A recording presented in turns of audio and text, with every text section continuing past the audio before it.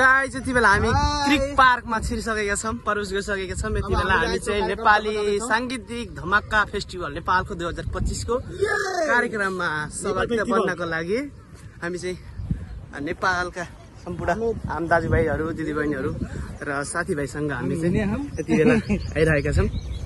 र चाहिँ हाम्रो विक्रम सर हुनुहुन्छ झापादेखि, उहाँको छिमेकी एल्ना चौहान पनि आइसक्नु भएको छ। यहाँले के भन्न चाहनुहुन्छ सर? सबैजना आउनु होला, हेर्नु होला, रमाइलो गर्नु होला।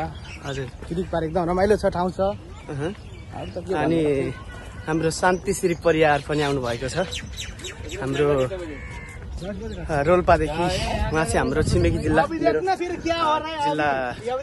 हुनुहुन्छ र हामी चाहिँ यति बेला चाहिँ नेपालको फेस्टिभल कार्यक्रम 2025 ला धमक्का बन्नको लागि पनि हामी यहाँ आइपुगेका छौँ।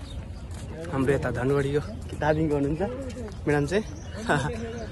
अनि यहाँ थुप्रै नेपाली आइसक्नु भएको छ हाम्रो क्रिक पार्कमा र यति बेला चाहिँ कलाकारहरू चाहिँ आइसक्नु भएको छ भन्ने खबर प्राप्त भएसँगै हामी पनि आएका छौँ। यो भिडियोलाई हेर्नुहोला।